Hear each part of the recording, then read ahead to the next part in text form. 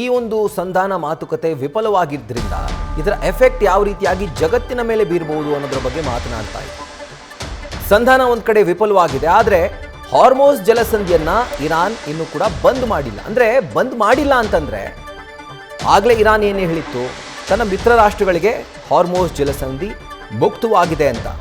So ಅದೇ ತರ ತನ್ನ ಮಿತ್ರ ರಾಷ್ಟ್ರಗಳಿಗೆ ಹಾರ್ಮೋಸ್ನಿಂದ ಅದರ ಹಡಗುಗಳು ಪಾಸ್ ಆಗಲಿಕ್ಕೆ ಯಾವುದೇ ಥರದ ನಿರ್ಬಂಧನೆಗಳನ್ನು ಇರಾನ್ ವಿಧಿಸಿಲ್ಲ. ಸೊ ನಮ್ಮ ದೇಶಕ್ಕೆ ಒಂದು ಕಡೆ ಒಂದು ಸಮಾಧಾನಕರ ವಿಷಯ ಇದೆ. ಹಾರ್ಮೋಸ್ ಜಲಸಂಧಿಯ ಬಂದ್ ಬಗ್ಗೆ ಯಾವುದೇ ಥರದ ಒಂದು ಡಿಸಿಷನನ್ನು ಇರಾನ್ ಕೈಗೊಂಡಿಲ್ಲ ಇನ್ನೂ ಕೂಡ. ಎಂದಿನಂತೆ ಹಾರ್ಮೋಸ್ ಜಲಸಂಧಿ ಸಂಚಾರಕ್ಕೆ ಮುಕ್ತ ಅಂತ ಹೇಳಿದೆ. ಅದರ ಜೊತೆಗೆ ಮತ್ತೊಮ್ಮೆ ಅಮೆರಿಕಾದ ಜೊತೆಗೆ ನಾವು ಮಾತುಕತೆ ನಡೆಸಲ್ಲ ಅನ್ನೋದನ್ನು ಸ್ಪಷ್ಟವಾಗಿ ಹೇಳಿದೆ. ನಾವು ಮಾತುಕತೆ ಮಾಡೋದಿಲ್ಲ ಅನ್ನೋದನ್ನು ಒಂದು ರೀತಿಯಾಗಿ ಗಟ್ಟಿಯಾಗಿ ಅಮೆರಿಕಾದ ಕಿವಿಗೆ ಕೇಳಿಸೋ ಥರ ಇರಾನ್ ಹೇಳಿರುವಂಥದ್ದು. ನ್ಯೂಸ್ ಫಸ್ಟ್ ನಿರ್ಭೀತಿಯಿಂದ ನಿಮ್ಮ ಪರವಾಗಿ.